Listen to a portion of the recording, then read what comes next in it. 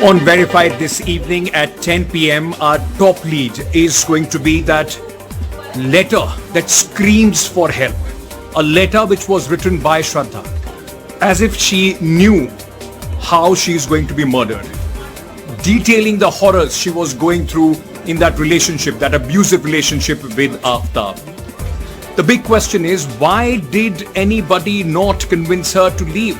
Did the police mess up by not questioning Aftab? And who were the people who coerced her into going back to this man who killed her in exactly the same fashion she had described in the letter?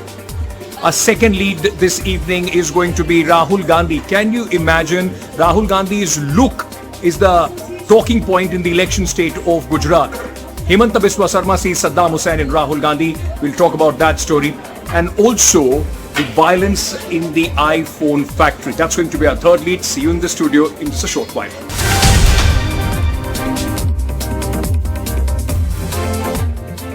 Good evening. Welcome. This is NDTV. It's 10 p.m. by the clock and it's time for Verified. I'm Ankit Tyagi.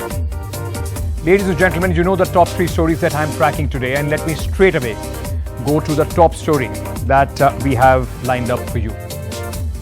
Could timely intervention by Maharashtra police, friends, colleagues, or maybe her estranged family save Shraddha Walkar's life? Because what I am holding in my hand and what you see on your screens also is the complaint written by Shraddha Walkar herself, by her own hands. Not a few months before her gruesome murder, but almost a year and a half. It was in November 2020, 23rd November 2020 to be exact. And from today, it's exactly 2 years back. And this letter, ladies and gentlemen, screams out the horror Shraddha was living under. It, as if it was that she foresaw her brutal, unspeakable murder. Every detail that she wrote on November 23rd, 2020, unfortunately turned out true for this young 26-year-old just 15 months later. Bear with me as I read out this tragic letter for you. And I want to just read the whole thing, ladies and gentlemen, because it's important. It's important to hear what Shraddha was going through. I, Miss Shraddha Vikas Walkar, age 25, would like to report Aftab Poonawalla, age 26, and then there are phone numbers and addresses, has been abusing me, beating me up. Today he tried to kill me by suffocating me, and he scares and blackmails me that he'll kill me, cut me up in pieces and throw me away. It's been 6 months. He has been hitting me, but I did not have the guts to go to the police because he would threaten to kill me. His parents are aware that he beats me and that he tried to kill me. They also know about us living together. They come for weekends, they stay with us. I live with him till date, as we were supposed to get married anytime soon and had the blessings of his family. Henceforth, I am not willing to live with him. So any kind of physical damage, any kind of physical harm coming to me should be considered coming from this man who is blackmailing me to kill me, or in fact, he'll kill me wherever he wants. That's what this entire letter says. And this is an authentic letter because it has been stamped, it has been received by the police. Now imagine the horror this woman was living in. Imagine how much courage it would have taken her to come out and write this complaint, because she says that she didn't have the guts to do this before. He has been continuously hitting her for the last 6 months. And what happened after this letter? I will tell you that story as well, but just take a look at this. What Shraddha wrote, and unfortunately how it came true for her. Shraddha, in fact, in the letter in November 23rd, 2020 wrote that Aftab has been abusing and beating me. 15 months later, Shraddha was murdered. The same man is the accused. Today he tried to kill me by suffocating me, and 15 months later, ladies and gentlemen, Aftab strangled Shraddha to death. Same passion that she had described in the letter. He threatens to kill me, cut me into pieces. Jump 15 months later. Aftab chopped Shraddha into 35 pieces. That's the allegation on this man. Too scared to go to the police before. 15 months later, only 18 pieces of Shraddha's body have been recovered so far. His parents are aware that he beats me. He tried to kill me. His parents visits us on weekends. 15 months later, Aftab's parents are underground. We just heard that they have been brought, the father has been called to Delhi. Lived with him so far because he was wanting to marry me. Now I don't wish to live with him. 15 months later, Aftab killed Shraddha over a domestic abuse, where the police reportedly says that she was pressurizing him to get married. He should be blamed for any physical harm to me. 15 months later, Aftab is in police custody awaiting trial for murder. Imagine this. It's almost a dying declaration, isn't it? Anything happens to me, this man is responsible. Before we move on and I tell you other things about this, just listen in. Because the big question is, what did the police do? Was there any follow-up? Listen in to what the police said, the Mumbai police, the Maharashtra police said on this. उस मामले में क्या कार्रवाई हुई? देखिए, उस मामले में जो भी जरूरी कार्रवाई करनी थी, उस मामले में जो भी जरूरी कार्रवाई करनी थी, वो कार्रवाई पुलिस की तरफ से की गई है। जो अर्जी दी गई थी, अर्जी के ऊपर में जांच हुई है। जांच के बाद में खुद जो कंप्लेनेंट ने लिखित बयान दिया है कि उसकी अब कोई कंप्लेंट या तकरार रही नहीं है, और जो उसका जो ये था फ्रेंड था, उसके फ्रेंड के माँ बाप ने आके उनको मतलब समझाया था दोनों को भी, और अभी उसकी कोई तकरार नहीं है, ऐसा करके उसने रिटन स्टेटमेंट दिया था, जिसके चलते वो मतलब वहीं पे वो क्लोज हो गया। Now, of course, it's the latest case. Politics also happening on this. Maharashtra's Deputy Chief Minister, Devendra Fadnavis, has spoken, and he's also, in fact, said that there will be an investigation on what the police did. Listen it. मैंने उसको देखा है, बहुत serious पत्र है, उसके ऊपर क्यों कार्रवाई नहीं हुई, इसकी जांच हमको करनी पड़ेगी। मैं किसी पर दोषारोपण नहीं करना चाहता, लेकिन इस प्रकार के पत्रों पर कार्रवाई अगर नहीं हुई तो ऐसी घटनाएं होती है, इसलिए जरूर उसकी जांच की जाएगी। So what had happened? Basically, what had happened was that Shraddha on 23rd November 2020 gave this complaint, and in less than 1 month, on 19 December 2020, she withdrew her complaint, gave a written statement that she doesn't want to pursue this case because they have reconciled. This raises some very big questions, and I want to put those questions out. Who coerced Shraddha to withdraw her complaint?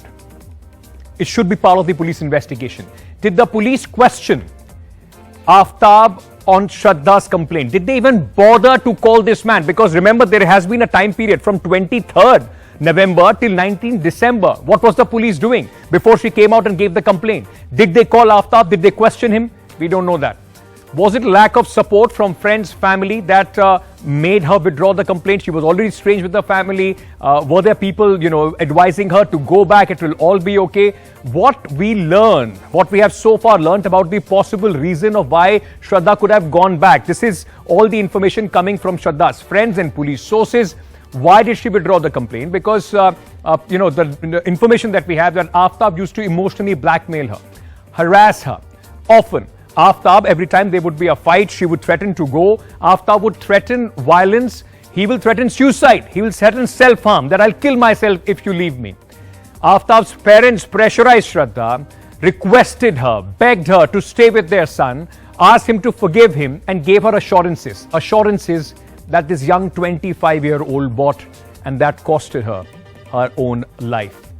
Now, this is what has happened as far as this letter is concerned. And trust me, throughout this entire 10 days of this Shraddha Walkar murder case, this letter, ladies and gentlemen, has been the most heartbreaking, in fact, development that I have followed since the time this case has happened. I mean, this letter screams of somebody seeking help, screams of somebody who fears her life, and this letter literally turned true for her. Now, let me very quickly bring you to the latest which is happening as far as Shraddha's case is concerned. It's day 10 of the investigation. So what has happened as far as the investigation is concerned? Number one, the Shraddha's 2020 complaint has been accessed by the police. The police has confirmed that Shraddha had withdrawn the complaint, but then the questions that I asked earlier would be very, very valid. Today in Delhi, Aftab was taken to Mehrauli to recreate the crime scene, to recreate what had happened, what he did. Aftab polygraph test has been postponed because he felt sick. Until the time he is not feeling better, the police cannot conduct a polygraph test on him. This is the precursor to the narco analysis. Aftab's family will be questioned by the Delhi police. What we have been told is his father has been, Delhi police contacted his father. He is in the national capital and he will be also questioned about this entire letter and the other allegations which have been made. The police is also taking statement of Shraddha's friend Karan, who apparently was the one who helped Shraddha come out and file this complaint. He is also in Delhi as far as the police is concerned. Let's very quickly just sum this up for you, what is happening in this investigation. Take a look at this report filed by my colleague Vedant. In these 4 days of Aftab's extended police custody, the Delhi police hope to piece together all the evidence that it has recovered in the past 10 days. The police also hope to confront Aftab with his own statements and contradictory confessions in the truth serum test. Shraddha's letter has given a major boost to the Delhi police in cracking the case that has so far been built on circumstantial evidence. Her complaint corroborates most of the details that Aftab had shared in his confessions about the murder, making it easier for the Delhi police to build a stronger case in favor of young Shraddha. In New Delhi with camera person Sanjay Kaushik and Gauri Prasad, Vedant for NDTV. This, as I was saying earlier, this letter is the most unsettling, most haunting, in fact, development which has taken place in this case. And the more you read about it, it just makes you feel sad about what this young woman, just 26-year-old, that's all the life that she lived, that's all the time that she spent on this earth, had to go through. Let's move on to our second lead this evening, ladies and gentlemen. And I want to start by just putting this picture out for you. Just take a look at these two pictures. You'll see these two pictures. And I want to ask you this actually. Do you see any similarities as far as these two pictures are concerned? Ladies and gents, one of this picture is of Saddam Hussein, dreaded dictator hanged for committing unspeakable atrocities on his own people. And the other one is of Rahul Gandhi, senior Congress leader, an MP chosen by the people to the parliament of world's largest democracy. While many of you will wonder, why am I putting them together? It's not my doing, trust me, it's not something that I have done. It is because there is somebody who sees similarity. And I'm not joking, I'm not making a joke here. There is the Chief Minister of Assam who sees, in fact, Saddam Hussein in Rahul Gandhi. Trust me, it's not a joke. Assam Chief Minister Himanta Biswa Sarma, who we all know had a very public fallout with the Congress party and has a history of making comments, sometimes, people will say unparliamentary comments about his ex-boss Rahul Gandhi. He once again mocked the Congress MP's new grown beard look by comparing him to Saddam Hussein. And just to give you some context, it's not that out of the blue Mr. Himanta Biswa Sarma is speaking about it. He was campaigning. Yes, he was campaigning in Gujarat. He was on the campaign trail in poll-bound Gujarat, where the Assam Chief Minister compared Rahul Gandhi to Saddam Hussein. Listen in to first what he said. आज आप खुद देखिए राहुल जी का चेहरा, मैं हर बार बोलता हूं, भाई आप भारत जोड़ो यात्रा किया है, आपका चेहरा का थोड़ा चेंज हुआ है, अगर आपको चेहरा ही बनाना है, जवाहरलाल नेहरू जैसा बनाइए, आपका नाना था, आप कम से कम गांधी जी का चेहरा बनाइए, कहां सद्दाम हुसैन जैसा चेहरा बना के देश में घूम रहा है. Now imagine a chief minister, in fact, making these kind of comments, and that too in a political campaign. Now, Mr. Sarma, in fact, sees Saddam Hussein in Rahul Gandhi. But of course, the Congress is not amused. What does the Congress party see in the Assam chief minister's comments? Listen in. Rahul Gandhi की जो photo है, चेहरा जो है वो सद्दाम हुसैन के जैसा दिख रहा है, किस तरीके से टिप्पणी को मानते हैं? अब ये उनका चेहरा कैसे लगता है, मैं तो यही प्रश्न पूछूंगा। सिंचाई बांध टूट रहे हैं, पूरा कमीशन का राज चला हुआ है। सर, हेमंत बिस्वा ने कहा है कि उसकी मैं निंदा करता हूँ। Now just think about it, and let's just play Rahul Gandhi and Himanta Biswa Sarma together here. Just think about it. Rahul Gandhi's beard, his new look, is the most important election issue to be picked up by none other than a state chief minister. One would hope that elections in such an important state would be fought on people's issues. Inflation, jobs, bijli, pani, sadak, makan, schools, hospitals.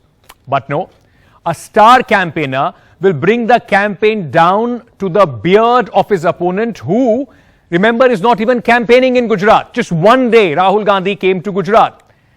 And the fuss about Mr. Rahul Gandhi's beard is not the only non-issue that Mr. Sarma has raised in Gujarat. He has spoken about love jihad, used the Shraddha Walkar case, uniform civil code, etc., etc.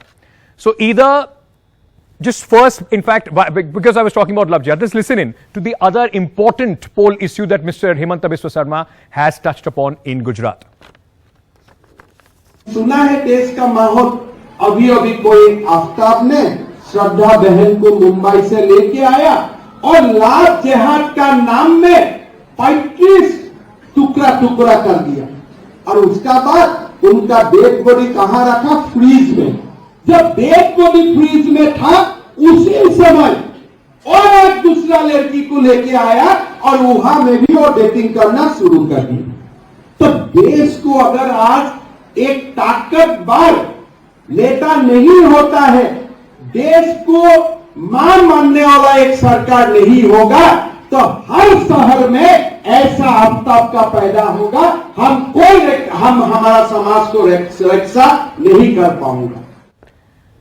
So either, ladies and gentlemen, Mr. Sarma is not in touch with the ground issues of Gujarat, or all these utterances that he is making are a deliberate ploy to not talk about the report card of the incumbent government in the state of Gujarat, which happens to be of his own party. I seriously suspect the case in Mr. Sharma's case is the later one. He deliberately does not want to talk about it. Meanwhile, Rahul Gandhi's Bharat Jodo Yatra has completed 3 months, and just to give our viewers just a little bit comparative look as far as Mr. Rahul Gandhi is concerned, just take a look at how Mr. Rahul Gandhi's Yatra, is it moving, how his, in fact, physical appearances is also changing. He started in September, where with a very clean-shaven look when the Yatra started. Then, of course, the stubble came in somewhere in October, and now in November, Mr. Rahul Gandhi is seen sporting a large beard. All these images, people will find whatever they have to, but I just don't understand how beards can, in fact, become an election issue anywhere in any other country of the world. Whether it was Prime Minister Narendra Modi's beard when he was ahead of the West Bengal election, or Rahul Gandhi's now new look. Are these the issues, ladies and gentlemen, that really matter to you and I when we decide our future? Think about it. Let's move on. In fact, just staying with Rahul Gandhi's Bharat Jodo Yatra. Bharat Jodo Yatra has entered Madhya Pradesh, and Rahul Gandhi was today, in midst of all the color and excitement of the Congress Karyakartas. It's been 77 days of Bharat Jodo Yatra. It has covered 32 districts and 7 states so far. Rahul Gandhi in Madhya Pradesh was at his combative best, hitting out at the current government. Take a look. Madhya Pradesh में हम चुनाव जीत गए, हमारी सरकार थी, और करोड़ों रुपए लेकर 20-25 भ्रष्ट विधायकों को खरीद लिया और सरकार बना ली। मेरा कहना है, हमने भारत जोड़ो यात्रा क्यों शुरू की? क्योंकि सब लोकतांत्रिक रास्ते बंद थे। लोकसभा बंद, चुनाव का रास्ता बंद, प्रेस का रास्ता बंद, बाकी जो संस्थाएं, इंस्टीट्यूशंस हैं, उनको सबको आरएसएस, बीजेपी ने पकड़ रखा है, अपने लोग भर रखे हैं, जुडिशरी पे दबाव डाल रखा है, कोर्ट्स पे दबाव डाल रखा है। तो हमने सोचा एक ही रास्ता है और कोई रास्ता बचा नहीं है। सड़क पे उतरो, जनता से गले लगो, किसानों की बात सुनो, मजदूरों की बात सुनो, छोटे व्यापारियों की बात सुनो और उनसे सीधा जाके जुड़ जाओ। That was Rahul Gandhi today, and of course criticism as far as the Congress party and Rahul Gandhi is concerned. His yatra is going on, but should he have been focusing more on Gujarat and Himachal Pradesh, the poll-bound state? His sister Priyanka Gandhi has also reached, in fact, Madhya Pradesh. She's also will be part of the Bharat Jodo Yatra for 4 more days. Now, very important development today took place in the Supreme Court on the issue of the Election Commission, the selection of the Election Commissioner. Very, very important hearing, and it was so heartening to see this hearing being broadcasted live on the Supreme Court. You can, on the website, you could go and hear the arguments which were being made. It was on the petition filed by Prashant Bhushan and others. And from the government side, it was basically about trying to get a collegium kind of a system, change the way election commissioners are chosen in the country. The petitioner wanted, in fact, the government, Prime Minister, leader of opposition, and also, in fact, the CJI, the Chief Justice of India, to be part of the selection process, so that the Chief Election Commissioner and the Election Commission of India could be absolutely non-partisan regarding the controversies that have taken place. Now, what has happened on this over the last couple of days? As I told you, the bench has made several scathing observations and asked the government some very tough questions. Now, today, in fact, the questions were asked to the court asked to see the files related to the appointment of Arun Goyal as the Chief Election Commissioner, saying that it wants to know there was any hanky-panky, and this is not my word, this is being used in the Supreme Court, as he was only recently given voluntary retirement from services and immediately made the election member of the 3 election commission. Now, 3 election commissioners as far as the election commission is concerned. Now, this will be part of the larger hearing that is taking place. The court said it would have been more appropriate if the appointment was not made while the hearing was going on. Questioning the current system of appointment, the court said every government appoints a yes man and that there is a dire need for change. TN session only happens once in a while. That is what the strong observation that the court has also made. Now, the centre was being represented by a very senior lawyers. The SG was there. The Attorney General was also there. To this, the centre said that there are several informal procedures that take place in this matter, and the existing system is fine, and the court should not intervene on this in this matter. At that moment, the election commissioners are appointed on the advice of the government, and the pleas in the Supreme Court are demanding a collegium kind of a system which includes Prime Minister, Leader of Opposition and CJI, as I told you earlier. All this comes at the time when the Election Commission's independence has been questioned. So, all these important observations have been made in the court today.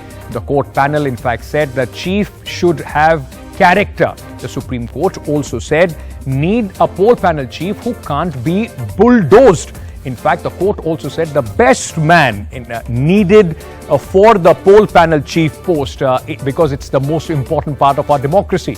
TN session, as I told you earlier, happens once in a while. The Supreme Court also said no poll panel chief had 6-year tenure since 2004. The last time it was TN session, post that nobody has been given a full term. 8 poll panel chiefs in the last 7 years. All this, the court seems to insinuate this needs to be much more fairer as far as this entire practice is concerned, to make sure that our highest electoral body is unbiased and works without any fear or favor. All right, let's move on to our last story of the evening, and this is coming in from China. Violent protests, ladies and gentlemen, have broken out around a huge factory in central China which is also world's largest manufacturer of iPhones. The protests are over COVID-19 restrictions and working conditions. Employees at the world's biggest Apple iPhone factory were beaten and detained in protest over pay amid antivirus controls, according to witnesses and videos on social media on Wednesday. As tensions mount over Chinese efforts to combat a renewed rise of infection, video seems to suggest they were filmed in the factory in the city of Zhangzhou, showed thousands of people in masks facing the police in white protective suits, hazmat suits and riot protection shields. The police kicked and hit the protesters with clubs after they were grabbed. Protesters grabbed metal poles to combat the police. Rare and unusual pictures from inside China. Violent protests at the world's biggest iPhone factory in Zhangzhou, showing hundreds of workers marching and confronting the riot police. Manufacturer Foxconn has confirmed the violence, saying that workers had complained about working conditions and bad pay. Last month, Foxconn had locked down the site after a COVID spike, after which the huge facility of 2 lakh workers had been operating in a bubble closed off to the outside world. Earlier this month, footage had emerged of workers fleeing the lockdown compound, complaining of terrible conditions and insufficient food, but Foxconn claimed that it had hired new staff with promises of better pay. The workers' widespread discontent has taken a toll on the production of iPhones. Apple earlier this month warned users that it expected lower shipments of premium iPhone 14 models, with Reuters reporting that there could be as much as a 30% slump in the production of iPhones in the country. Nayantara Singh for NDTV. So if you had planned, saved up for a long time to buy an iPhone 14 Pro Max model, well, your money can still go back to the bank. It will earn you some interest because it is going to take some time before you can get your hands on that. That's all the time that we have in this edition of Verified. I'll see you tomorrow. Thank you so much. Good night.